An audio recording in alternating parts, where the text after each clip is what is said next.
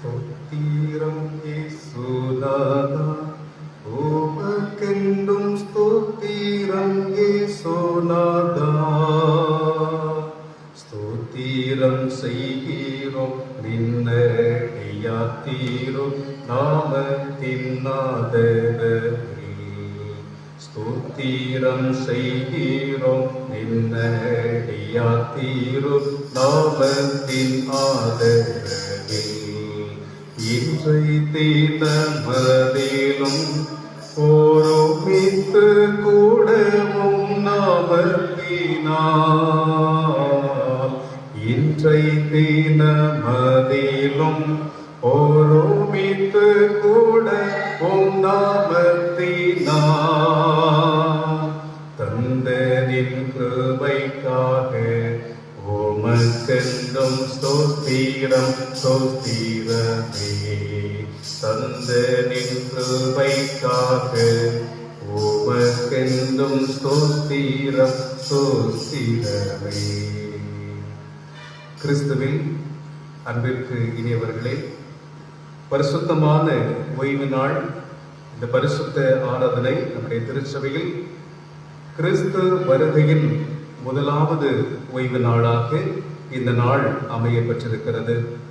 திருச்சபையுடைய அட்டவணையிலே முதலாவது ஓய்வு நாளாகவும் இந்த நாள் அமைய பெறுகிறது. எனவே கிறிஸ்து திருவருகையின் முதலாம் ஞாயிறு பரிசுத்த ஆராதனையின் ஆரம்பம் எல்லாம் வல்ல கடவுள் பிதா குமாரன் பரிசுத்த ஆவியின் திருப்பெயரில் உள்ளது. ஆமென். கடவுளை நோக்கி நாம் அனைவரும் இறைவேண்டுதல் செய்வோம்.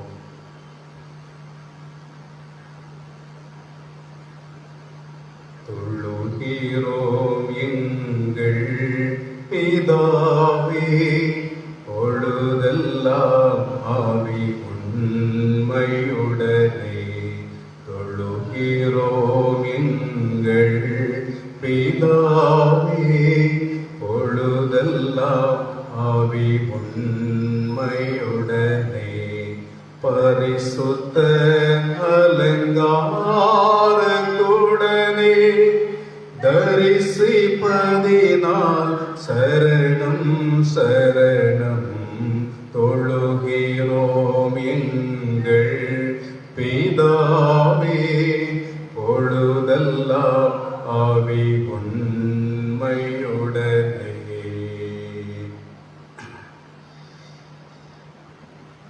எல்லாம் வல்லவரும் என்றென்றும் வாழ்ந்து எங்களை ஆளுகை செய்கின்றவருமாகிய நல்ல கடவுளை, சேனைகளின் கர்த்தர் பரிசுத்தர் பரிசுத்தர் பரிசுத்தர் என்று வான தூதர்களாலும் கீராவின்களாலும் சீராவின்களாலும் பூலோக குடிகளாலும் போற்றப்படுகிற எங்கள் பரம்பொருளாம் நல்ல கடவுளை, இந்த அண்ட சராசரங்களையும் இந்த அகில உலகத்தையும் படைத்து ஆளுகை செய்து கொண்டிருக்கின்றீர்.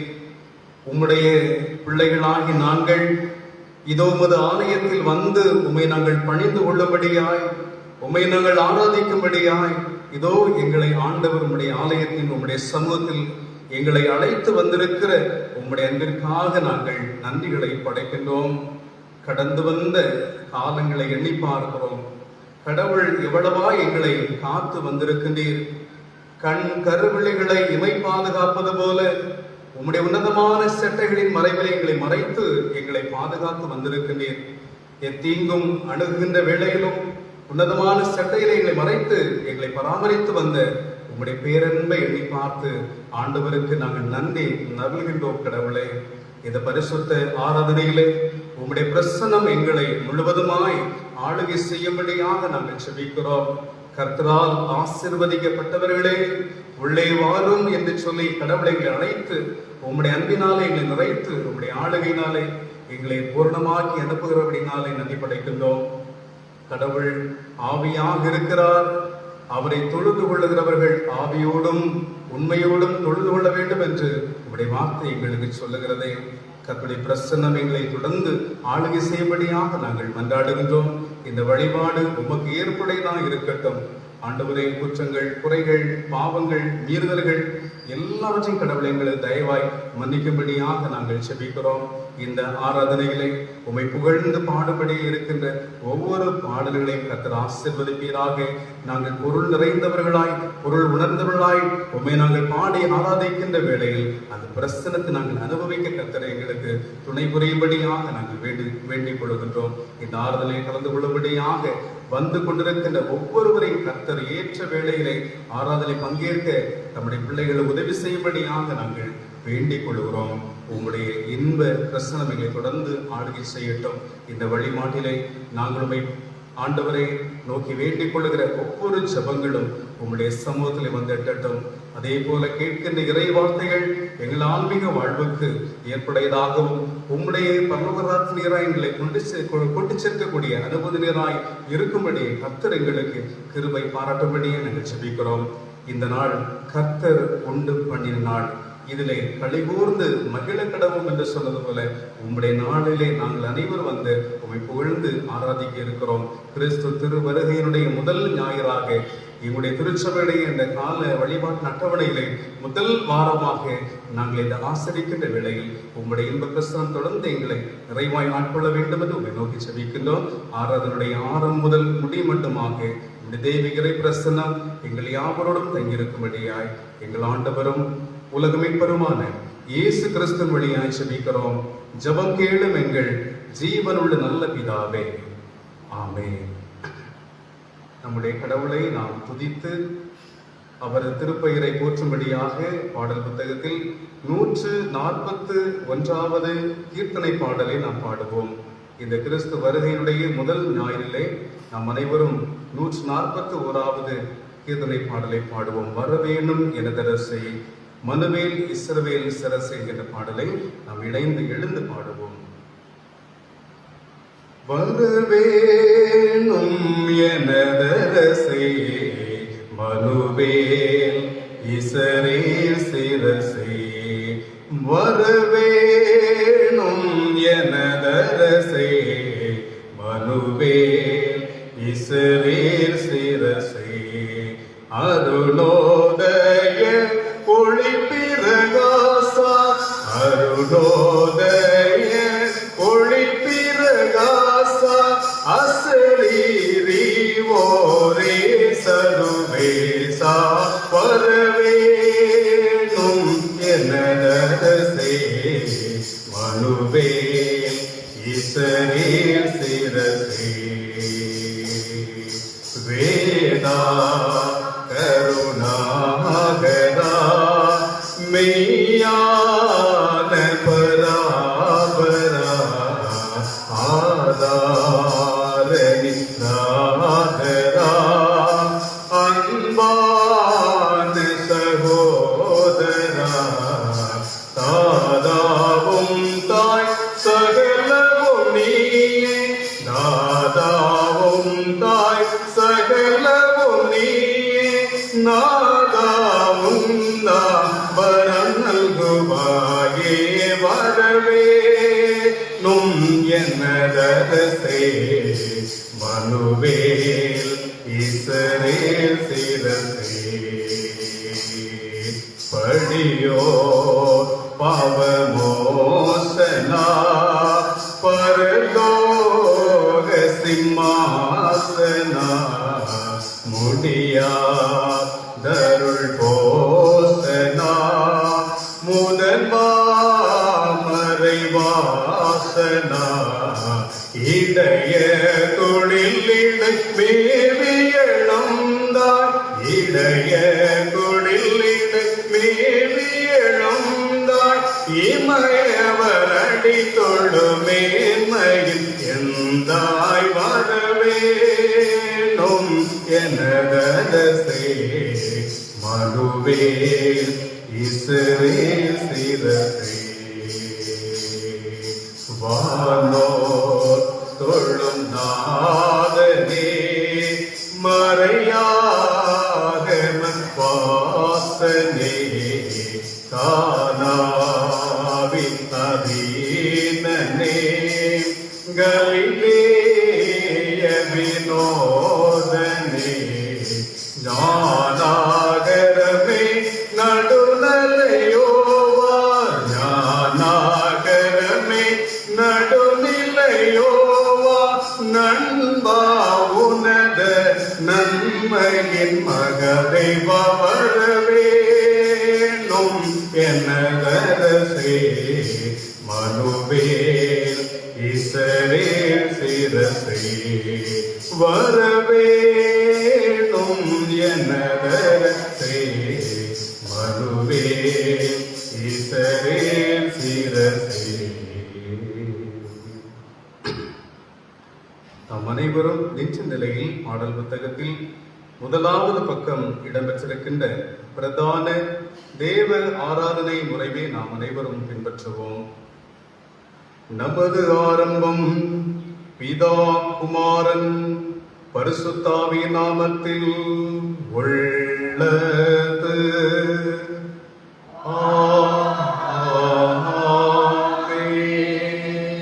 கர்த்தருக்குள் பிரியமானவர்களே,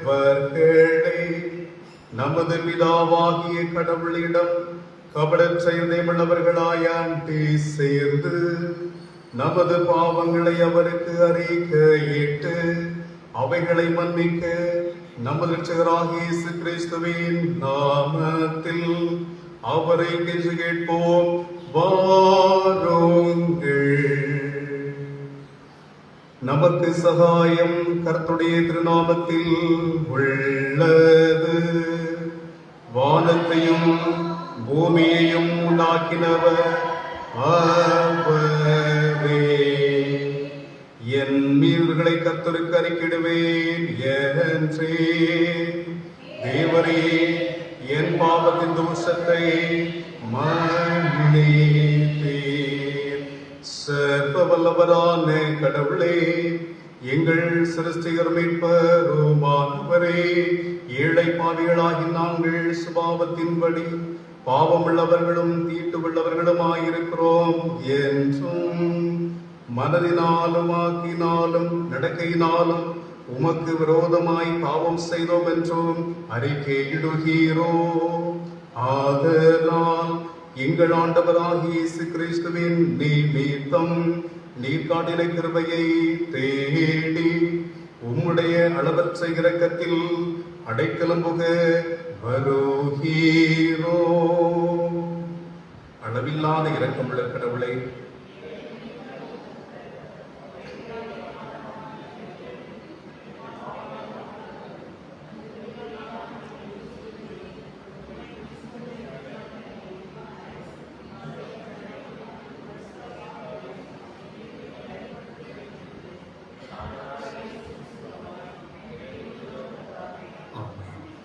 சர்வ வல்லவரான பரமபிதாவாகிய கடவுள் நமக்கு இறங்கினார். அவர் தமது ஒரே பெயரான குமாரனை நமது பாவங்களுக்காக மரணத்துக்கு ஒப்புக் கொடுத்து அவர் நிமித்தம் நமது பாவங்களை மன்னிக்கிறார்.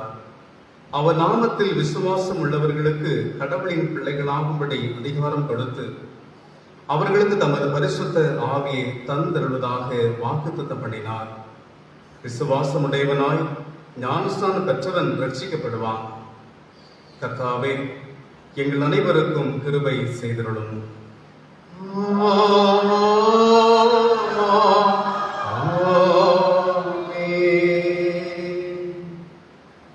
வருகையின் முதலாம் ஞாயிறுக்குரிய ஆரம்ப வாக்கியம் பாடல் புத்தகத்தில் 70வது பக்கத்தில் அமைந்திருக்கிறது. ஏற்கனவே நமக்கு தரப்பட்டிருக்கின்ற அந்த 4வது பக்கத்திலே தானே இருப்பதை நாம் பின்பற்றுவோம். இரண்டும் ஒரே நிலையிலே வார்த்தைகள் கொடுக்கப்பட்டிருக்கின்றன. எனவே பாடல் புத்தகத்திலே நாம் தொடர்ந்து பின்பற்றக்கூடிய 4வது பக்கத்தில் தானே நாம் அதை பின்பற்ற என்புடன் கேட்டுக்கொள்கிறேன். யாவரும் எழுந்து நின்று கிறிஸ்து வருகையின் முதலாம் ஞாயிறுக்குரிய ஆரம்ப வாக்கியத்தை நாம் பின்பற்ற கிடவோம். யெகோவா, உமக்கு நேராக என் ஆத்துமாவை உயர்த்துகிறேன்.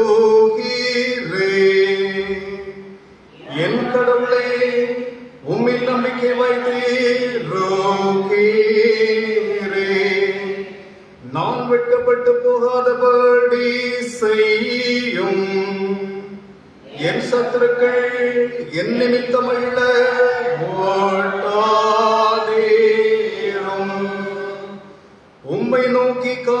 கொண்டிருக்கிற எவனும் வெட்கப்பட்டு போகாத படி செய்யும். யெகோவாவே, உமது வழிகளை எனக்கு காட்டி அருளும். உமது பாதைகளை எனக்கு போதித்தருளும். பிதாவுக்கோ குமாரனுக்கும் பரிசுத்த ஆவிக்கும் மகிமை உண்டாவதாக. ஆதியிலும் இப்போதும் எப்போதுமான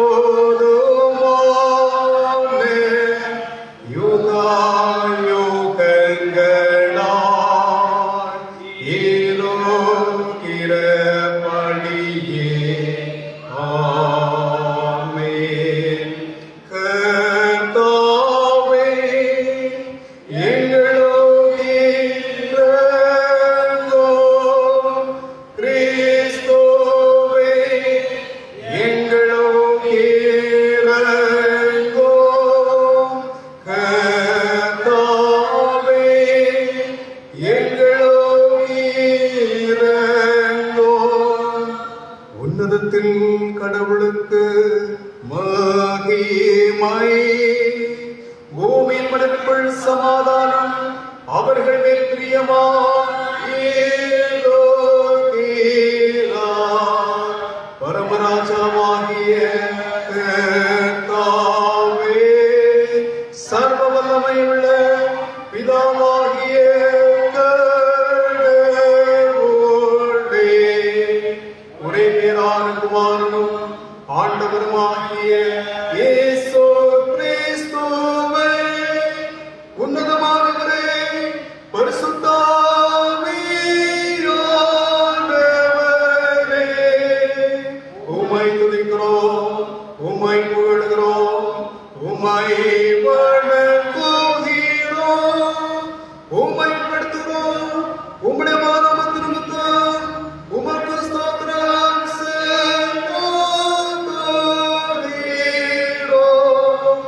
கர்த்தாவாகிய கடவுளே, கடவுளின் நாட்டுக்குட்டியே, பிதாவின் சோதனே, உலகத்தின் பாவங்களை சுமந்து தீர்க்கிறவரே, எங்கள் ஜெபத்தை ஏற்றருளும்.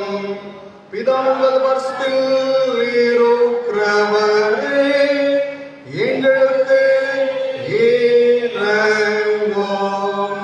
இயேசு கிறிஸ்துவே, உம்முடைய பிதாவே, மகிமையிலே பரிசுத்த ஆவியோடு நீரொருவர் பரிசுத்தர், நீரொருவர் ஆண்டவர், நீரொருவர் உன்னதமானவராய் இருக்கிறீர். ஆமென். கர்த்தர் உங்களோடு இருப்பாராக.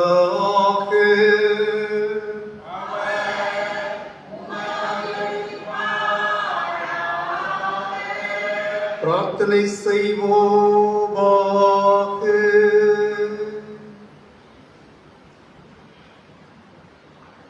கடவுளாகிய ஆண்டவரே, உமது பாதுகாப்பினால்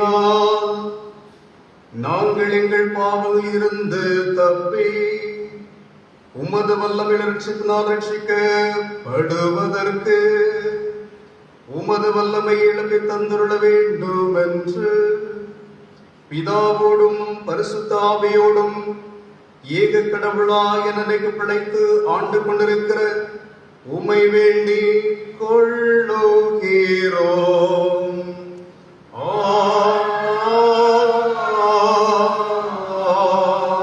ஆமென். திருச்சபை அமர்ந்திருந்த நிலையில் இந்த நாளுக்கென்று அருளப்பட்டிருக்கின்ற திருமறை பாடங்களை நாம் அனைவரும் வாசிக்க கவனமாய் கேட்போம். இந்த நாள் குறிப்பாக கிறிஸ்து திருவருகையின் முதலாம் ஞாயிற்குரிய திருமறை பாடங்களை நாம் அனைவரும் வாசிக்க கேட்போம். இந்த நாளுக்கென்று அருளப்பட்டிருக்கின்ற முதலாவது திருமறை பாடம் எரேமியாவின் புஸ்தகம், தீர்க்கதரிசி ஆகிய எரேமியாவின் புஸ்தகம் 33வது அதிகாரம், வசனங்கள் 14 முதல் 16 வரை உள்ள திருவசனங்கள்.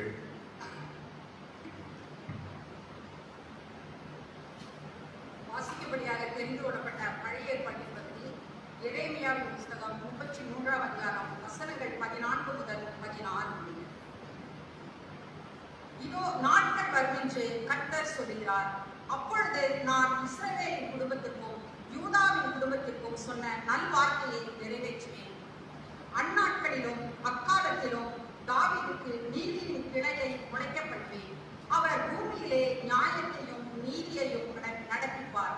அந்நாட்களில் யூதா ரட்சிக்கப்பட்டு எருசலேம் சுகமாய் தங்கும். அவர் எங்கள் நீதியாய் இருக்கிற கர்த்தர் என்பது அவருடைய நாமம் என்பதைத்தான். இந்த நாளுக்கென்று அருளப்பட்ட முதலாவது திருமறையை நாம் அனைவரும் வாசிக்க கேட்டோம். அப்படியாக இந்த நாளுக்கென்று கொடுக்கப்பட்டிருக்கின்ற நிருப பாடம் அப்போஸ்தலராகிய பவுல் அடிகளார் தெசலோனிக்கே திருச்சபைக்கு எழுதிய கடிதம் 1 தெசலோனிக்கேயர் 3ஆம் அதிகாரம், வசனங்கள் 9 தொடங்கி 13 வரை உள்ள வசனங்கள். 1 தெசலோனிக்கேயர் 3ஆம் அதிகாரம் 9 வசனம் முதல் 13 வரை. நம்முடைய கடவுளின் சன்னிதானத்தில் நாங்கள் உங்களை பற்றி அடைந்திருக்கிற எல்லா சந்தோஷத்துக்காகவும் நாங்கள் கடவுளுக்கு உங்கள் நிமித்தம் தகுந்த விதமாய் நன்றி செலுத்துவது எப்படி? உங்கள் முகத்தை நாங்கள் கண்டு உங்கள் விசுவாசத்தின் குறைவுகளை நீக்க வேண்டும் என்று இரவும் பகலும் வேண்டுதல் செய்கிறோமே. நம்முடைய பிதாவாகிய கடவுள் தாமும் நம்முடைய ஆண்டவராகிய இயேசு கிறிஸ்துவும் நாங்கள் உங்களிடம் வர எங்கள் வழியை நேராக்குவாராக.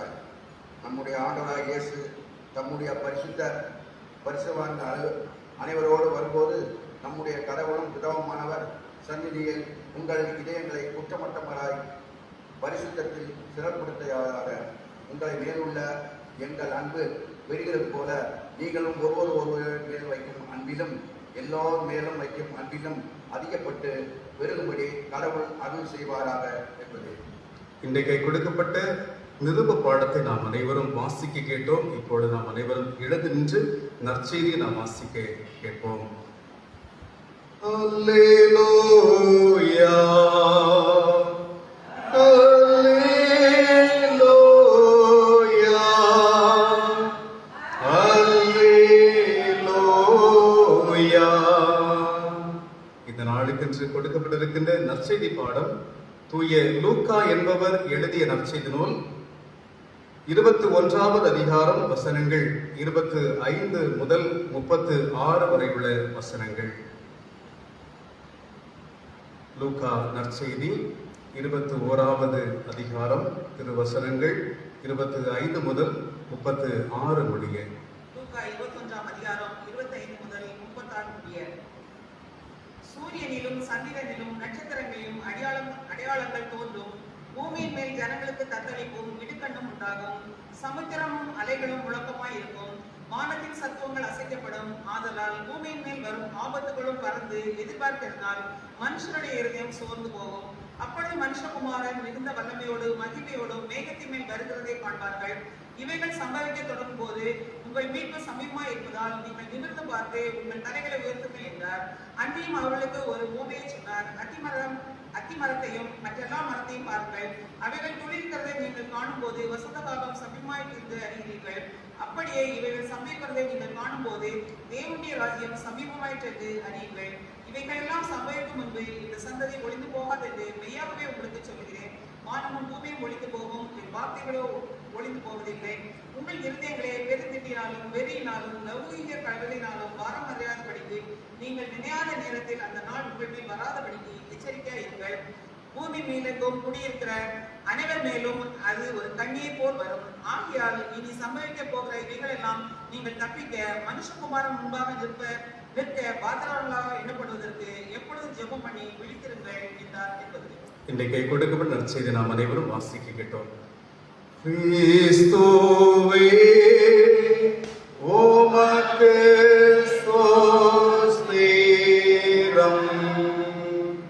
கடவுளது வாழ்வு தரும் இறை வார்த்தைகளை வாசிக்க கேட்டலாம். அதற்கு மறுமொழியாக நம்முடைய விசுவாசி நாம் அனைவரும் இணைந்து அப்போஸ்தலர் விசுவாச பிரமாணத்தின் வழியாக நாம் அனைவரும் பயபக்தியோடு அறிக்கை செய்வோம். பரலோகத்தையும் பூலோகத்தையும் படைத்த சர்வவல்ல பிதாவாகிய கடவுளை விசுவாசிக்கிறேன். அவருடைய ஒரே பேரான குமாரனும் நம்முடைய ஆண்டவருமாகிய இயேசு கிறிஸ்துவை விசுவாசிக்கிறேன்.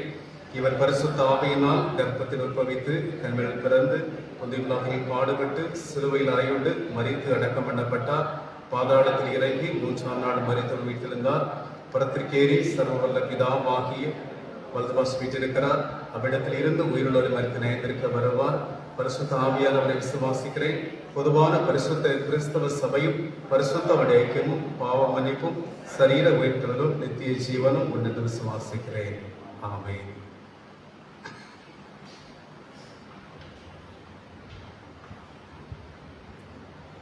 நாம் அனைவரும் கடவுளது இறை வார்த்தைக்கு ஆயத்தமாகும் பொருட்டாக அனைவரும் எழுந்து நின்ற நிலையில் 136வது ஞான பாடலை நாம் பாடுவோம். 136வது ஞான பாடல். வாசல்களை உயர்த்துங்கள், மகா கர்த்தாவை வாழ்த்துங்கள், ராஜாதி ராஜா வருவார் என்கின்ற இந்த ஞான பாடலை நாம் இணைந்து எழுந்து நாம் பாடுவோம். 136வது ஞான பாடல். வாசல்களை உயர்த்துங்கள், மகா கர்த்தாவை வாழ்த்துங்கள், ராஜாதி ராஜா வருவார், பெரிய தேவ மைந்தனா, உலகத்தை சேலோசித்து ரட்சித்த தேவரீருக்கு துதி தயாவரா, ஆலோசனை கர்த்தா, அவர் மாசாந்தமானவர், சகாய நீதி உற்றவர், ராஜாவின் மோடி சோதமே, அவர் செங்கோல் இரக்கமே, இக்கட்டை நீக்கினார் அன்பாய், புகழ்ந்து துதி மாதேவளிக்கும் எங்கள் இதயம் அடைவதும் மெய்வாக்கியம், அவர் சந்தோஷ பொழுதே மகிழ்ச்சியை அளிப்பாரே, ஆதேற்றும் ஓமகே புகழ்ச்சி கர்த்தரே. வாசல்களை உயர்த்துங்கள், நெஞ்சை அலங்கரியுங்கள், பக்தியின் கோரு தோலையும் மகிழ்ச்சியின் கிளைகளும் தெளியுங்கள், ராஜாவாரா உங்களையும் இரட்சிப்பார், கர்த்தாவுக்கென்றைக்கும் புகழ்ச்சி துதியும். என் அண்டை இயேசு வாருமே, என் வாசலை திறக்கிறேன், அருள் புரியும் தேவரே, என் நெஞ்சில்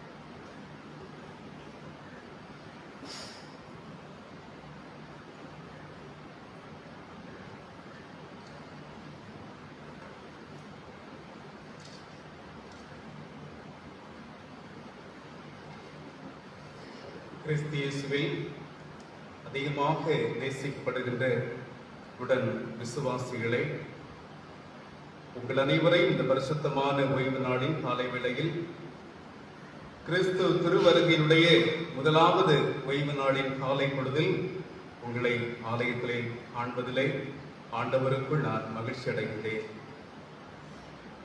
இந்த குறிப்பாக நம்முடைய திருச்சபையுடைய திருப்பணிகள், ஆலயத்துடைய இந்த வழிபாடுகளிலே இருக்கின்ற குறிப்பான இந்த காலங்களில் முதலாவது வாரமாக முதல் நாளாகவும் இந்த நாள் அமையப்பட்டிருக்கிறது. கிறிஸ்து வருகையினுடைய முதல் ஓய்வு நாளாக அமையப்பட்டிருக்கிறது. இந்த பரிசுத்தமான ஆராதனையினுடைய காலை வேளையில் நம்முடைய சிந்தனைக்கென்று கொடுக்கப்பட்டிருக்கின்ற திருமறை பாடம் தூய லூக்கா என்பவர் எழுதிய நற்செய்தி நூல் 21ஆம் அதிகாரம் 25 முதல் 36 வரை உள்ள வசனங்களில் அமையப்பட்டிருக்கிறது. லூக்கா நற்செய்தி 21ஆம் அதிகாரம் 25 முதல் 36 வரை உள்ள வசனங்கள். சூரியனிலும் சந்திரனிலும் நட்சத்திரங்களிலும் அடையாளங்கள் தோன்றும், பூமியில் சமுத்திரமும் அலைகளும் முழங்குவதால் ஜனங்கள் தத்தளித்து மனம் கலங்குவார்கள். வானத்தின் சத்துவங்கள் அசைக்கப்படும், ஆதலால் பூமியில் வரும் ஆபத்துகளுக்கு பயந்து எதிர்பார்த்திருக்கிறதுனால் மனுஷருடைய இருதயம் சோர்ந்து போகும்.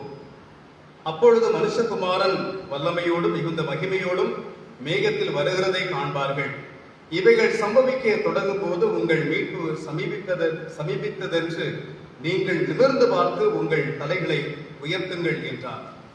ஒரு ஊமையும் அவர்களுக்கு சொன்னார். அத்தி மரத்தையும் மற்றெல்லா மரங்களையும் பாருங்கள், அவைகள் துளிர் விடுகிறதை நீங்கள் காணும் போது வசந்த காலம் சமீபம் என்று அறிந்து கொள்ளுகிறீர்கள். அப்படியே நீங்களும் இவைகள் சம்பவிக்கிறதை காணும் போது கடவுள் ராஜ்யம் சமீபம் என்று அறிந்து கொள்ளுங்கள். எல்லாம் சம்பவித்து தீரும் வரை இந்த சந்ததி ஒளிந்து போகாதென்று மெய்யாகவே உங்களுக்கு சொல்லுகிறேன். வானமும் பூமியும் ஒளிந்து போகும், என்னுடைய வார்த்தைகளோ ஒருபோதும் ஒளிந்து போவதில்லை. உங்கள் இருதயங்கள் பெருந்தீனியினாலும் வெறியினாலும் லௌகீக கவலைகளினாலும் எப்போதாகிலும் மாறமடையாதபடி உங்களை குறித்து எச்சரிக்கையாயிருங்கள். இல்லாவிட்டால் அந்த நாள் திடீரென கண்ணியை போல் உங்கள் மேல் வரும். அது பூமியில் எங்கும் குடியிருக்கிற அனைவர் மேலும் வந்தே தீரும். ஆகையால் இனி சம்பவிக்க போகிற இவைகளுக்கெல்லாம் நீங்கள் தப்பவும் மனுஷகுமாரன் முன்னிலையில் நிற்கவும் வல்லமை பெறும்படி எப்பொழுதும் ஜெபம் பண்ணி விழித்திருங்கள் என்றார் என்பதுவே. கடவுளை நோக்கி நாம் வேண்டுதல் செய்வோம். வசனம் யானிக்கையில் இதயமதில் ஆறுதலே காரிருளில் நடக்கையிலே தீபமாக வழி நடத்தும். நடக்கையிலே தீபமாக வழி நடக்கும்.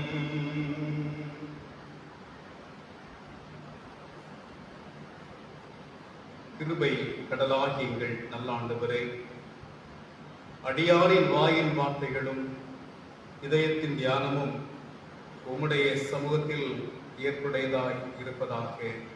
ஆமென்.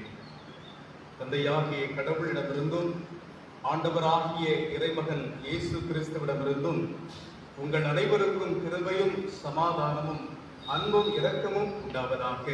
ஆமென். கிறிஸ்து இயேசுவில் பிரியமானவர்களே, இந்த பரிசுத்தமான ஓய்வு நாள் நான் ஏற்கனவே அறிவித்த பிரகாரமாக கிறிஸ்து வருகையினுடைய ஞாயிறாக அமையப்பட்டிருக்கிறது. நம்முடைய வழிபாடுகளிலே ஒவ்வொன்றிற்கும் ஒவ்வொரு காலத்திற்கும் ஒவ்வொரு வாரத்திற்கும் பொருள் உண்டு என்பதை நம் அனைவரும் நன்கு அறிந்திருக்கின்ற ஒன்றாக இருக்கிறது. பொது காலமாக திருத்துவ பண்டிகை பின்வருகின்ற காலங்களாக நாம் அநேக நீண்ட காலங்களாக நாம் அதை அனுசரித்து வந்தோம். கடந்த நாளிலே கிறிஸ்து அரசர் திருநாளாக கிறிஸ்துவை அரசராக நாம் விசுவாசம் கொள்ள வேண்டும், அவரை ஏற்றுக்கொள்ள வேண்டும் என்கின்ற நிலையில் நாம் கடந்த வாரத்தை நாம் அனுசரித்தோம். இன்றைக்கும் அந்த கிறிஸ்து அரசருடைய வருகையினுடைய காலங்களாக இது அமைந்திருக்கிறது. கிறிஸ்துடைய வருகைக்காக திருச்சபை ஆயத்தத்தோடு இருக்கக்கூடிய காலம். மணவாளனாகிய ஆண்டவர், அவர் அரசர், மணவாட்டியாகி நாம் இன்றைக்கு அவரை எதிர்கொள்ளும்படியாக அவருடைய வருகை எதிர்நோக்கி இருக்கக்கூடிய காலமாக இந்த காலங்கள் நமக்கு தரப்பட்டிருக்கின்றன. இன்னும் வருகிற 4-5 வாரங்கள் கடந்து கிறிஸ்து பிறப்பு பண்டிகை நாம் கொண்டாட இருக்கிறோம். வருகை என்று சொல்லுகின்ற பொழுது 2 காரியம். ஏற்கனவே இந்த உலகத்துக்கு வந்து ஆண்டவர் இயேசு கிறிஸ்துவை நாம் பிறப்பினுடைய பண்டிகையாக, கிறிஸ்து பிறந்த நாளை, நம்முடைய ஜனன நாளை, அவருடைய உதித்த பூமிக்கு வந்த அந்த ஜெயந்தி, அந்த நாளை நாம் கிறிஸ்து பிறப்பாக நாம் கொண்டாட இருக்கிறோம். அதே போல இந்த உலகத்திற்கு இயேசு கிறிஸ்து வந்தார், குழந்தையாய் பிறந்து தன்னுடைய பணிகளெல்லாம் நிறைவேற்றி மக்களுக்கு நல்வாழ்வை கற்றுக் கொடுத்து மனுக்குலம் அனைத்திற்குமே தன்னுடைய வாழ்வை கொடுத்து ஒவ்வொருவரும் உருவாக்கப்பட்ட ஒவ்வொருவரும் மேலான நித்திய வாழ்விலே பிரவேசிக்கும்படியாக நமக்கும் அறைகூவல் அழைப்பு தந்து ரட்சிப்புடைய சாவை நம் அனைவருக்கும் உடுத்து வைத்து இன்றைக்கு இருக்கிற பொழுது அவர் மீண்டும் இந்த உலகத்திற்கு நியாயம் தீர்க்கும்படியாக வர இருக்கிறார். அந்த நியாயாதிபதி, அந்த அரசருக்கு, அவர் மணவாளை அவருக்கு எதிர்கொள்ளுகிற மணவாளி இருக்குன்னா இந்த வருகையின் காலங்களிலே நம்மை ஆயத்தப்படுத்தக்கூடிய ஒரு காலமாக அது அமைகிறது. ஆயத்தம் என்று சொல்ற பொழுது நம்முடைய வாழ்வில் ஆன்மீக பிரகாரமாக இருக்கிற காரியங்களிலே நம்மை ஆண்டவருக்கு பிரியமான நிலைகளே ஆயத்தப்படுத்தக்கூடிய ஒரு காலமாக இருக்கிறது. அப்படின்னு சொல்ற பொழுது ஒரு மணவாளனை எதிர்கொள்ளுகின்ற நிலையிலே ஒரு மணவாட்டி தன்னை எப்படி அலங்கரித்துக் கொள்கிறாரோ அதே போல ஆன்மீக ரீதியிலே நம்மை மாசுகள் எதுவும் இல்லாதபடிக்கு நம்மை பரிசுத்தமான களங்கம் இல்லாத தூய்மையான நிலையிலே மணவாளனுக்கு எதிர்கொள்ளுகிற பிள்ளைகளாக நம்மை ஆயத்தப்படுத்தக்கூடிய காலங்களாக இந்த காலங்கள் அமைய தரப்பட்டிருக்கிறது. குறிப்பாக இந்த காலங்களில் கூட நாம் பார்க்கிற பொழுது இந்த திருவசனங்கள் சொல்லுகின்ற பாடங்களை நாம் பார்க்கிற பொழுது வாசிக்க நற்செய்தி, இந்த இனி வருகிற இந்த ஆண்டு முழுவதும் நான் சொன்னது போல இந்த காலம், இது நமக்கு இந்த காலங்கள் கிறிஸ்தவரின் காலங்கள். இது புதிதாக ஒரு புதிய காலம், கிறிஸ்தவ வழிபாட்டு காலமாக ஆரம்பிக்கின்ற பொழுது இந்த வருடம் முழுவதுமாக வர இருக்கின்ற அடுத்த ஆண்டு காலம் கிறிஸ்துடைய கிறிஸ்தவ பண்டிகை முன்வருகின்ற காலம் மட்டுமாக நமக்கு நற்செய்தி வாசகங்களை நமக்கு தியான பாடமாக கொடுக்கப்படும். கடந்த நம்முடைய திருமறை, நம்முடைய வழிபாட்டு காலங்கள் பழையப்பாடு திருமுறைகள் நாம் வாசி தியானித்திருப்போம். இந்த காலம் முழுவதுமாய் வருகிற காலங்கள், இந்த ஆண்டு முழுவதும் நமக்கு நற்செய்தி நமக்கு பாடமாய் கொடுக்கப்படும் என்பதை நான் உங்களுக்கு அறிவித்துக் கொள்கிறேன். இந்த நாளிலே நம் நற்செய்தியில் நாம் சொல்லப்படுகிற வசனங்களை நாம் படித்து பார்க்கிற பொழுது இயேசு கிறிஸ்துடைய வருகைக்காக நாம் ஒவ்வொருவரும் ஆயத்தப்படக்கூடிய மக்களாக இருக்க வேண்டும் என்று சொல்லி கடவுள் நம்மை அன்போடு கூட அழைக்கின்றார். வாசல்களே உங்கள் தலைகளை உயர்த்துங்கள், அநாதி கதவுகளை உயருங்கள், மகிமையின் ராஜா உட்பிரவேசிப்பார். யார் இந்த மகிமையின் ராஜா? அவர் வல்லமையுள்ள கடவுள் என்று சொல்லுகின்ற வேளைகளை வாசல்களே உயருங்கள் என்று சொல்லும் பொழுது இன்னைக்கு அவரை எதிர்கொள்ளுகிற நாம் நம்மை உயர்த்துகிற பிள்ளைகளாக, நம்முடைய தலைகளை ஆண்டவரை நோக்கி பார்க்கிற பிள்ளைகளாய் இருக்க கர்த்தர் நம்மை அன்போடு கூட அழைக்கின்றார். 27ஆம் வசனம் சொல்லுகிற பொழுது, லூக்கா நற்செய்தி 21ஆம் அதிகாரம் 27ஆம் வசனம் சொல்லுகிற பொழுது, மனுஷகுமாரன் வல்லமையோடும் மிகுந்த மகிமையோடும் மேகத்தில் வருகிறதை காண்பார்கள் என்று சொல்லி அந்த இடத்துல நாம் வாசிக்கிறோம். தொடர்ந்து இவைகள் சம்பவிக்க தொடங்கும் போது உங்கள் மீட்பு சமீபமாய் இருக்கிறது என்று நீங்கள் நிமிர்ந்து பார்த்து உங்கள் தலைகளை உயர்த்துங்கள் என்று சொல்லப்படுவதை பார்க்கிறோம். அவருடைய வருகைக்காக வல்லமையுள்ள ஆண்டவர்,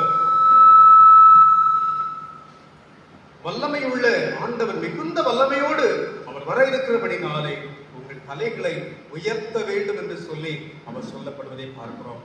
கடவுளுடைய வருகை சமீபமாய் இருக்கிறது.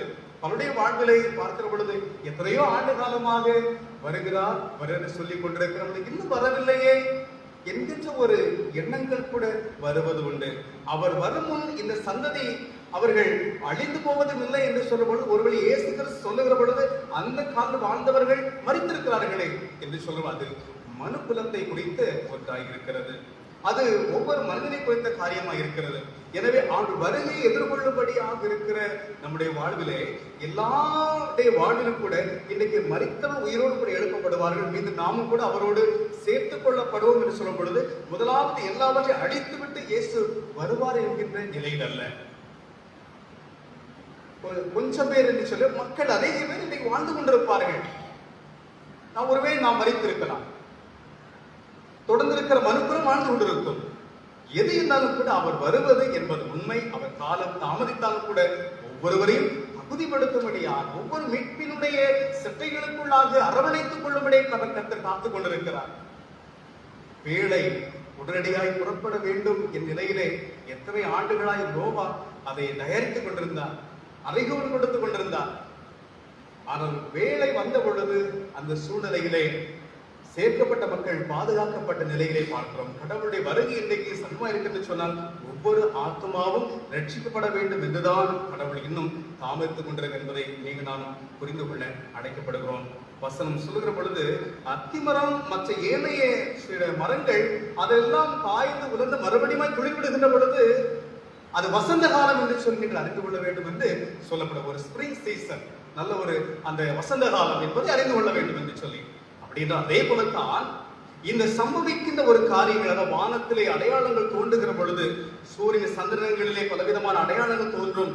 அந்த அடையாளங்கள் தோன்றுகிற வேளையிலே மனுஷகுமாரன் வருகை சமீபம் என்று சொல்லி அறிந்து கொள்ள வேண்டும் என்று சொல்லி சொல்லப்படுவது பார்க்கும். இன்றைக்கு நீங்கள் அஸ்ட்ரானமி நாம் எடுத்து பார்க்கும் பொழுது அதிலே வானசாஸ்திரங்கள் வானவியல் அறிஞர்கள் இன்னைக்கு நான் ஒவ்வொரு பலவிதமான காரியங்களை கண்டுபிடித்துக் கொண்டிருக்கிறார்கள்.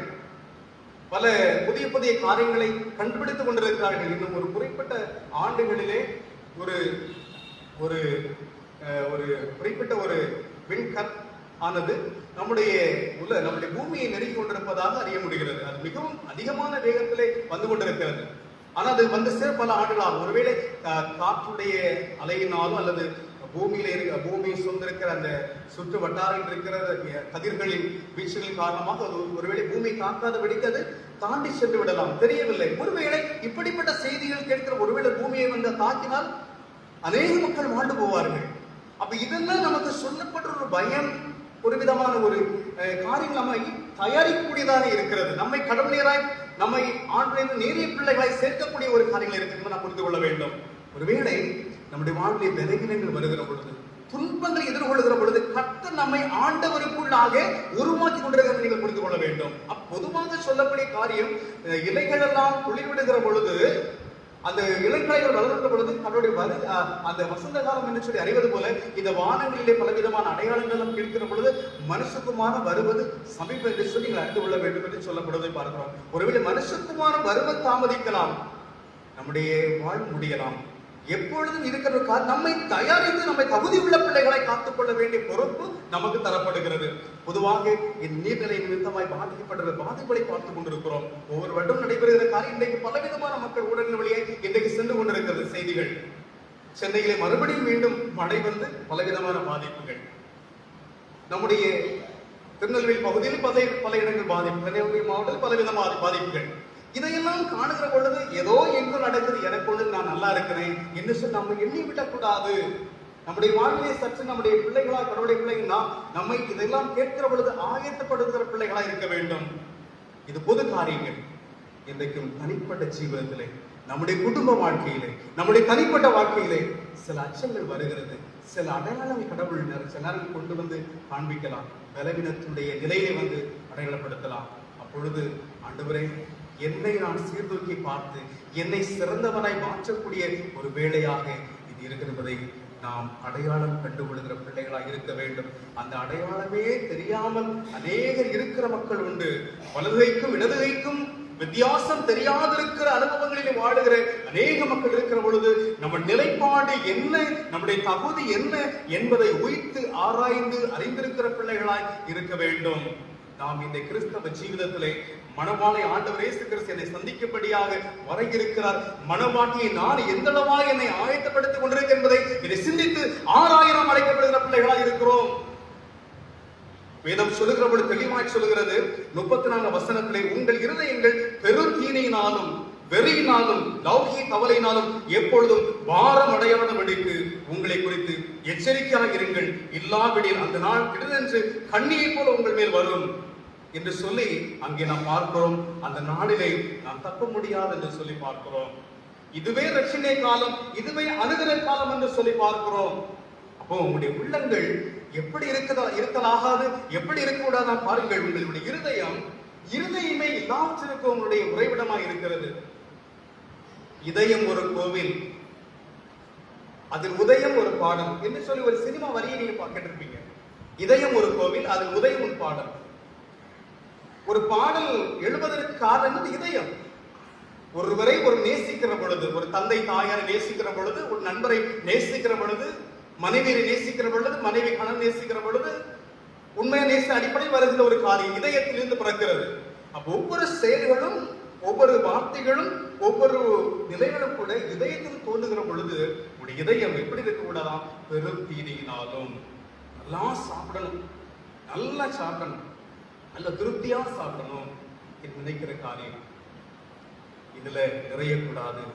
வெறியினாலே நிறையக்கூடாது.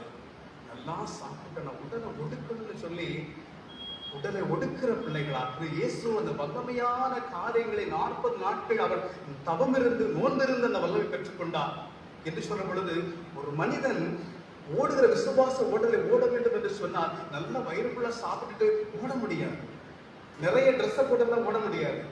ஓடுகிறவர்கள் லெகுவான உடைகளை என்ன செய்வார்கள்? அணிந்திருப்பார்கள். எவ்வளவு மெலிதான ஆடை அதை அணிந்தான் ஓடுவார்கள். வயிறு ஃபுல்லா சாப்பிட்டு ஓட முடியாது. அது ஆற்றல் பெறக்கூடிய லிக்யூட், அந்த உணவை இதெல்லாம் சாப்பிட்டுட்டு அவங்க ஓடுவார்கள்.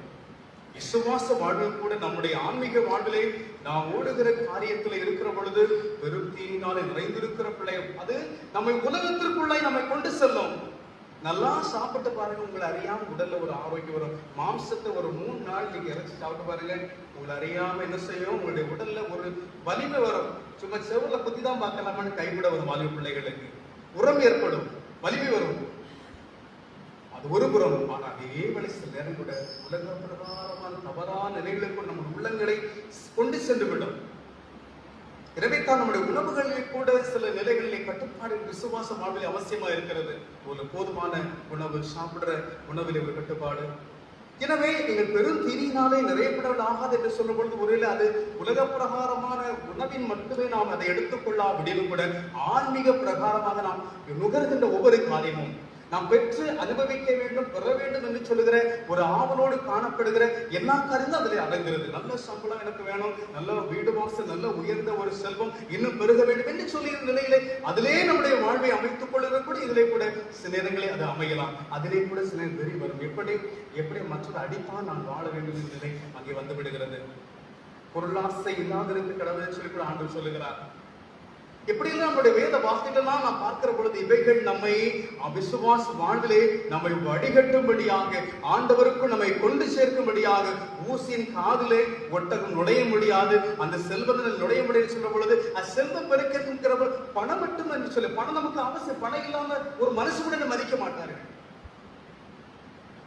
பணமின்றி உங்களுடைய இல்லம் நடைபெற்ற நிகழ்வுக்கு ஒருவர் வந்தால் எப்படி நீங்க நினைப்பீங்க? துச்சமா நினைப்பீங்க. நம்ம அது இயல்பு வந்துவிடும். ஒருவனை பேசலாம், ஒருவேளை நம்முடைய வாழ்வு நிலைகளும் ஒப்பிட்டு பார்க்கிற அடிப்படையில இருக்க அந்த குறைந்திருக்கிறதை பார்க்க நமக்கு கொஞ்சம் எளிதாதான் அந்த காகிதத்தை போல நம்ம நினைச்சிடும். இன்னைக்கு பொருள் இல்லாதக்கு உலகு இல்லை, அருள் இல்லாதக்கு அவ்வுலகு இல்லை. இந்த பொருள் இதை நாம் நிறைந்திருக்க வேண்டும், அருளையும் நாம் பெற்று வாழ வேண்டும் என்று சொன்னால் நாம் பிறரோடு பகிர்ந்து வாழ்வில் இருக்கிற அனுபவமா இருக்கிறது. அப்ப இந்த உலகத்திலே நாம் இருக்கிற காரியம் பெரும் தீனினாலே நம்முடைய உள்ளம் மாறாதபடிக்கு, உலகத்தின் கவலையில் அதிலே நாம் சார்ந்திருக்கிற பிள்ளைகளா இராதபடிக்கு, பெரும் வெறியினாலே நாம் நிறையப்படாதபடிக்கு, லௌகிக கவலை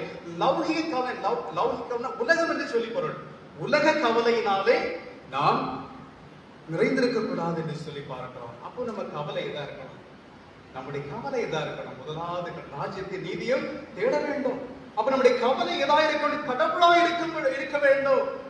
ஆலயம் ஒழுங்காய் வருவது, வழிபாட்டை பங்கு பெறுவது, கடவுளை போற்றுவது, பிள்ளைகளை ஆன்மீக ரீதியிலே ஆண்டவர் உங்களை நடத்துவது, நாம் கூட ஆண்டு வருகையிலே சேர்க்கப்படுவது, இதுதான் நம்முடைய பெரிய கவலை இருக்கும். கடவுள் தகுதிக்கேற்ப வேலைகளை நமக்கு கொடுத்திருக்கிறார். படித்திருக்கிற மக்கள், ஒரு கல்வி இல்லாதவர்கள், கடவுள் திறமைக்கேற்ற பணிகளை நம்ம கொடுத்துரு, அந்த பணிகளை நீங்க உண்மையா செய்ய வேண்டும், உண்மையா நீங்க செயல்பட வேண்டும். கொடுத்த பொறுப்புகளிலே அந்த கொடுத்திருக்கிற அந்த பொறுப்புகளிலே கொஞ்சமாயினும் உண்மையை செய்கிற நிலைகள் இருக்க வேண்டும். அந்த நிலையில் நாம் வாழ்கிற பிள்ளைகளாய் நாம் கடவுளை குறித்த கவலை இருக்கணும், கடவுளுக்கு நம்ம சந்தோஷம், கடவுளை குறித்த கவலை எல்லாம் கர்த்தர் நம்ம சந்தோஷப்படுவோம். ஒரு காரியம் என்ன, நம்ம எண்ணம் போல் வாழ்வு என்று சொல்லி பார்க்கிறோம். எண்ணம் போல் வாழ்வு, நம்ம எது நம்ம நினைக்கிறோமோ அதுவாக மாறிவிடுவோமா? அன்பான பிள்ளைகளே, நீங்க என்ன நினைக்கிறீங்களோ அதுவாக நீங்க மாறுவீங்க. நான் ஒருவேளை ஐஏஎஸ் கலெக்டரா மாறினா நினைச்சேன்னா அதுவாகவே மாறுவீங்க. கடவுள் அதற்குரிய காரியம் உங்களுக்கு சுற்றி அந்த வல்லமை உங்களுக்கு தருவார், அதற்குரிய சூழ்நிலைகளை உங்களுக்கு அமைத்து தருவார். நீ என்ன நினைத்தால் மட்டும் போது காரியம் வாக்கி செய்வார். அப்ப ஆண்டவர் விசுவாச வாழ்விலே நிபுணரை முன்னேற விரும்புகிறேன் என்பது நம்முடைய முயற்சி, நம்முடைய எண்ணம். அதை சித்தம் பெற செய்கிறது கடவுளாக இருக்கிறார். எனவே இந்த அருமையான கடவுளுடைய பிள்ளைகளாகி நாம் ஒவ்வொருவருமே மனவாட்டி இருக்கிறோம். ஒவ்வொரு சின்ன சிறு குழந்தைகள் அப்படி மனவாட்டி இருக்கிறாங்க. நம்ம ஒவ்வொரு மனவாட்டி, நான் ஒரு மனவாட்டி, நீங்க ஒவ்வொரு மனவாட்டி இருக்கிறீங்க. ஒவ்வொருவரும் கூட அப்படி பிள்ளைகளாக இருக்கு. நாம் அவருடைய கடவுளுடைய பிள்ளைகளுக்கு நாம் மனவாட்டி இயேசு கிறிஸ்துவை எதிர்கொள்ளுகிற மனவாட்டியாக நம்மை தகுதிப்படுத்தக்கூடிய பிள்ளைகளாக இருக்க கர்த்தர் நம்மை அன்போடு கூட அழைக்கின்றார். அப்போ உலக கவலைகள் நம்மை பாடப்படுத்தாதபடிக்கு அதிலே இலகுவாய் மாற்றிக் கொள்ளணும். எது எனக்கு இருந்தாலும் பரவாயில்லை, ஆண்டவர் தான் எனக்கு முக்கியம் என்று சொல்லுகிற காரியங்கள். எவ்வளவு பணிகள் இருந்தாலும் கூட எனக்கு கடவுளுக்கு கொடுக்கிற வேலைதான் முக்கியம் என்று சொல்ல வேண்டும். எவ்வளவு சோர்வு, அசதி, களைப்பு இருந்தாலும் கூட எனக்கு கடவுள் சமூகம் தான் முக்கியம் நினைக்கும். ஒருவேளை மோசஸ் ராஜசேகர் என்று சொல்லக்கூடிய ஒரு தேவ மனிதர் அநேக பாடல்களை எழுதினவர். அவருடைய கடைசி நாட்களை எல்லாம் பார்க்கிற பொழுது 2 கண்களும் பார்வை இழந்து போயின. அவர் தன்னுடைய இளம் வயதிலேயே சர்க்கரை நோயினாலே பாதிக்கப்பட்டு அந்த சிறுநீரகங்கள் செயலிழந்து போகின்ற ஒரு சூழ்நிலை. ஒரு குறிப்பிட்ட காலங்களில் அவருடைய 2 கண்களுமே பார்வை இழந்து விட்டது. அநேக பாடலை எழுதுகிற ஒரு மனிதர். அந்த பாடலை கேட்கின்ற பொழுது ஆண்டவருக்குள் வைராக்கியம் கொள்ளும்படியாக நம்மை பலப்படுத்துகிற பாடல் வரிகளாக அவைகள் அமையப்பட்டிருந்தன. அந்த நிலைகளிலே அவருடைய கடைசி வேளையில் அவர்கள் நடக்க முடியாதபடிக்கு பலவீனத்தோடு கூட இல்லங்கள் இருக்கிற தருணங்கள். அப்பொழுதும் கூட அவர் சொன்ன காரியம் என்ன, ஆலயத்துல கொண்டு என்ன போட்டுருங்க, சர்ச்சில் கொண்டு என்ன போட்டுருங்க என்று சொல்லி அதுபோல கண் பார்வை இழந்து உடல் வலிமை இழந்து அந்த பெட்டோடு கூட எடுத்து படுக்கையில ஆண்டு கொண்டு போட்டிருந்தாங்க. எவ்வளவு ஒரு பெரிய விசுவாசம், எவ்வளவு பெரிய ஒரு நம்பிக்கையை நாம் பார்க்கிறோம். என் ஆளுடைய ஆளை காத்திருப்பதையே நான் தெரிந்து கொள்வேன் என்று சொல்லி பக்தன் தாவீது சொல்லுகிற அனுபவங்கள். இதுதான் நம்முடைய வாழ்க்கை மேன்மையா இருக்க வேண்டும். கடவுள் நம்ம தந்திருக்கிற வலிமைகளில் நம்ம பணி செய்கிறோம். அதே வேளை கடவுளுக்கு நம்ம நேரங்களை சரியாய் கொடுக்கிற பிள்ளைகளாய் இருக்கிற கர்த்தர் அதை கண்டு இன்புற்று மகிழ்கின்ற ஆண்டவராய் இருக்க என்பதை நீங்கள் நான் புரிந்து கொள்ள வேண்டும். ஏன்னா உலகத்தினுடைய பாரம், உலகத்தை எப்படி திருப்திப்படுத்தலாம், மனிதனை எப்படி திருப்திப்படுத்தலாம், இதை நாம் சற்று சிந்தனை அதை செய்ய. ஏன்னா அப்படின்னா நான் என்ன செய்யலாம், ஒரு செலிபஸி, ஒரு மங்காக இருந்திருக்கலாம், ஒரு துறவர வாழ்ந்திருக்கலாம். குடும்பம் அருளப்படுகிறது, கடமைகள் நமக்கு தரப்படுகிறது. இந்த கடமைகள் பொறுப்புகள் இதிலும் செய்யணும், இவரை கடவுளுடைய கடமைகளையும் செய்யணும், இது தவற விடவும். அப்போ பலருடைய வாழ்விலை கூட உலகத்திற்கு எல்லாம் கடவுள் குடும்பம் எல்லாம் அதை ஃபர்ஸ்ட் எல்லாம் சிறப்பாக செய்வாங்க. கடவுளுக்கு ஏதோ கொஞ்சம் காரியம் அது இருக்கும். அது ஒருவேளை எப்படி இருக்கும் என்று சொன்னால் அது காயனுடைய காணிக்கை போல மாறிவிடும். ஆபேல் செய்து கொழுமையானதை கடவுள் கொடுக்கிறார். அப்ப வேலையிலே முதல், நேரங்களிலே முதல், எல்லாம் கடவுளுக்கு பெஸ்ட் கொடுக்கு, ஃபர்ஸ்ட் இல்ல பெஸ்ட் கொடுக்க. பல நேரங்கள்ல நம்ம அதை கொடுக்க முடியாத சூழ்நிலைகள் நம்மை வந்து நெருக்குகிறது. அது பருவகாலத்துக்கள் தான், அதை அப்புறம் பண்ணிக்கிடலாம் என்று சொல்லல. கடவுளுக்கு பெஸ்ட் கடவுள் அதை கொடுக்கிற பொழுது நம்ம இன்னும் ஆண்டவருக்குள் இருக்கிறோம் என்பதற்கான ஒரு சில தகுதிகள் தான். அப்படிப்பட்ட அனுபவம் மிகுந்த மக்களை வாழ கர்த்தர் நம் அனைவரையும் அன்போடு கூட அழைத்துக் கொண்டிருக்கிறார். இதெல்லாம் நம்ம செய்ய கஷ்டம்னு கடவுளுக்கே தெரியும். அதுதான் ஆண்டவர் சொல்லியிருக்கிறாரு. வசனம் கடைசியிலே சொல்ற பொழுது கூட நீங்கள் ஜெபம் பண்ணி விழித்திருங்கள் என்று சொல்லி 36ஆம் வசனத்திலே அவர் சொல்வதை பார்க்கிறோம். மனுஷகுமாரன் முன்னிலையில் இருக்கவும் வல்லமை பெறும்படி எப்போது நீங்கள் என்ன செய்ய வேண்டுமா, விழித்திருந்து ஜெபம் பண்ண வேண்டும் என்று சொல்லி 36ஆம் வசனம் சொல்லுகிறார். அப்ப இதை செய்ய முடியாத இருக்கிற காரியங்கள். அப்போ ஜெபம் பண்ணி விழித்திருக்கிற அனுபவத்திலே நாம் ஜெபம் பண்ணுகிற பிள்ளைகளா இருக்கோம். ஜெபம் கடவுள் நம்மை சேர்க்கின்ற ஒரு பாலம். அதான் ஒரு பிரிட்ஜ் தான் என்ன, இந்த பிரேயர் சொல்லி பார்க்கிறோம்.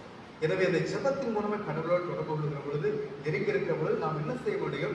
உண்மையிலேயே உலக கவலையில் நாம் விலகி கடவுளை குறித்த காரியத்தில் நாம் சிறப்பாக இருக்க முடியும் என்பதிலே எந்த விதமான சந்தேகமும் இல்லை. எனவே கடவுளை பிள்ளைகளாக நம்முடைய வாழ்விலே அழைக்கப்பட்டிருக்கிற அழைப்பிற்கு நாம் பாக்கியவான்களாக பாக்கியவதிகளாய் இருக்க கர்த்தர் நம்மை அன்போடு கூட அழைத்துக் கொண்டிருக்கிற அறிகுறிகள் அடையாளங்கள் தோன்றுகிறது. நம் தனிப்பட்ட வாழ்வு குடும்பமான சில பிரச்சனைகள் பயங்கள் நம்மை வந்து நெருங்குகிறது. இதெல்லாம் நம்மை தயாரித்துக் கொள்கிற ஒரு காரியமாக இருக்கிறது. மனுஷகுமாரன் மிகுந்த வல்லமையோடு இருக்கிறபடினாலே நம்மை தலை உயர்த்த கடவுள் நீராய் உயர்த்த வேண்டும். இந்த பன்றிக்குட்டியில பஞ்சு அது ஒரு முறை மேலே பார்க்கும், வானத்தை பார்க்கும். அது எப்போன்னு பார்த்தீங்கன்னா கசாப்பு கடைக்கு அதை கொண்டு போகும் பொழுது அது மேலே பார்க்கும். அதுவரை கீழே பூமி கீழே தான் பார்த்து கொண்டு கீழே உணர்ந்து கொண்டு கீழே கீழே உணவுகளை சாப்பிட்டு அப்படியே பூமியை தான் பார்த்து கொண்டு இருக்கும். தன்னை எப்படி பெருக்கொள்ளாரான்னு சொல்லி அதே தான் சென்று கொண்டிருக்கும். கட்டி கொண்டு தவறி இருக்கிறேன், ஆண்டவரை தேட மறந்து உலகமே என்று சொல்லி வாழ்ந்திருக்கிறேன், அவரை நோக்கி பார்த்து மறந்திருக்கிறேன். அவர் வருகை சம்பா இருக்கிறபடினால் நிமிர்ந்து தலைகளை உயர பாடும் என்று சொல்லி வேதம் சொல்லுகிறது. நம்முடைய வாழ்வு ஆன்மீக வாழ்வு அவருடைய வார்த்தைகள் நம்மை கால் இருளிலே நடக்கிற பிள்ளைகளாகி அவருடைய பிள்ளைகளை வெளிச்சத்து நேராக நடத்தக்கூடிய வார்த்தைகளாக இருப்பதை பார்க்கிறோம். காலை நிமிர்ந்து பார்க்கின்ற பிள்ளைகளாக வருகைக்காக நம்மை ஆயத்தப்படுத்தக்கூடிய பிள்ளைகளாய் இருக்கிறது நம்மை அன்போடு கூட அடைத்துக் கொண்டது. வேதம் சொல்ற வானமும் ஒளிந்து போன என்ற வார்த்தை ஒருபோதும் ஒளிந்து போகாது சொல்லி இருக்கிறார். அப்ப அவருடைய வருகை என்பது உண்மை, நியாயம் தீர்க்கப்படுவது என்பது உண்மை, எந்த மாற்று கருத்தும் இல்லை. வானம் ஒளிந்து போனாலும் என் வார்த்தைகள் ஒருபோதும் ஒளிந்து போகாது என்று சொல்லி ஆண்டவர் தெளிவாக இந்த வார்த்தைகளை பகிர்ந்து கொள்வதை நாம் இந்த இடத்திலே பார்க்கின்றோம். எனவே நம்முடைய வாழ்வை ஆண்டு வார்த்தைக்கு நேராய் அமைத்துக் கொள்கிற பிள்ளைகளாக, அந்த வார்த்தை கேட்கிற பிள்ளைகளாய் மாத்திரமல்ல அது நடக்கிற பிள்ளைகளாய் நம்ம இருக்க அழைக்கப்படும். வார்த்தை உண்மை என்பதை ஆண்டு சொல்ற பொழுது ஏற்கனவே சொல்லிவிட்டார். ஏசு சொன்ன வார்த்தை இது லோகால, ஆனா ஏற்கனவே கடவுள் ஏசாய் மூலமாய் திருமணம் பற்றி இருக்கிறார். ஏசாயா 40ஆம் அதிகாரம் 8ஆம் சொல்லுற பொழுது கடவுளை சார்ந்திருக்கிற எண்ணங்கள், ஆண்டவரை தேடுகிற உள்ளங்கள் நம்மை சாரட்டும். ஒரு சின்ன பிரச்சனைக்கே முகம் போடுகிற காரியம். இந்த சைலேந்திர பாபு, இந்த இப்போ இருக்கிற தலைமை முக்கியமாக நம்முடைய தமிழகத்துடைய முதன்மை ஒரு அதிகாரி, காவல் அதிகாரி. அவர் லக்னோவில் நடைபெற்ற ஒரு இந்த காவலர்களுக்கு இருக்கக்கூடிய துறை அதிகாரிகளுக்கு முக்கியமான ஒரு மீட்டிங். அந்த மீட்டிங்ல போய் அவர் ஹிந்தியில பேசிவிட்டார். நம்முடைய தமிழகம் முற்றிலுமாக ஹிந்தி லாங்குவேஜ் எதிர்த்து கொண்டிருக்கிறது. எங்க பேர் தமிழ் பேசணும், நம்முடைய அரசாங்க அதிகாரிகள் தமிழை சைன் போடணும் என்கிறதா மிகவும் உறுதிப்படுத்தப்பட்டு இருக்கிற பொழுது இவர் அங்கே போய் பேச ஆங்கிலம் பேச நல்ல ஆங்கில புலமை வருந்தியவர், டாக்டர் பட்டம் எடுத்தவர். ஆங்கிலம் பேசியிருக்கலாம், அவர் அங்கே போய் ஹிந்தியில பேசிட்டார். தமிழக முதல்வர் அதை கொஞ்சம் கடிந்து கொண்டதாக அறியப்படுகிறார். ஒரு சின்ன காரியத்துல இப்படி இருக்கிற பொழுது உலக பிரகாரம் அதிகாரி இப்படி கடிந்து கொள்கிற நிலையிலே ஒரு அமைச்சர் கடிந்து கொள்கிற பொழுது நம்முடைய ஆண்டவர் எப்படி கடிந்து கொள்ள முடியும்? நம்முடைய பகுதியின்மையிலே, நம்முடைய தவறுகளிலே. ஆனாலும் கர்த்தர் அன்பு உள்ளவராக இருக்கிறார், அவர் பேரன்பு நிறைந்தவராக இருக்கிறார். அவருடைய அன்பு ஆழம் அகலம் நீளம் அதை நாம் அளக்கவே முடியாது. அன்பு நிறைந்தவர். அவருடைய அன்பு கடல் அளவு அன்பு என்று சொல்லி பார்க்கிறோம்.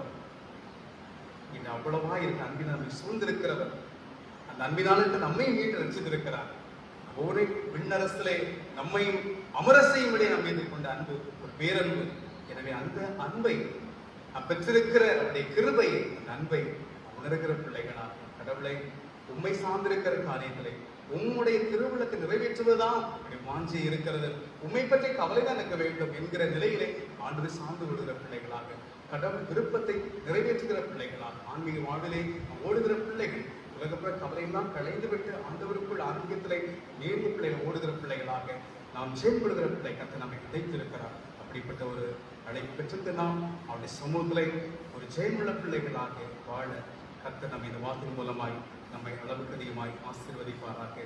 ஆமென். எல்லா புத்திக்கும் மேலான இறை சமாதானம் உங்கள் இருதயங்களையும் சிந்தைகளையும் கிறிஸ்து இயேசுவுக்குள்ளாய் நிறைவாய் பக்குவப்படுத்தி பலப்படுத்தி காப்பதாக. ஆமென். யாவரும் எழுந்து நாம் ஸ்தோத்திர பலிகீதத்தை பாடுவோம். கடவுளே சுத்த இரோ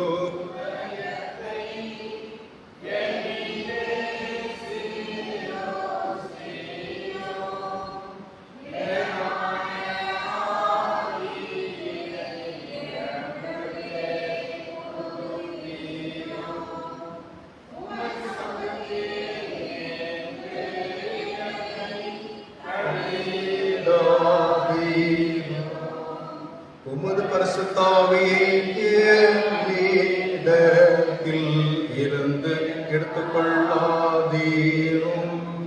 உமது ரட்சணிய சந்தோஷம்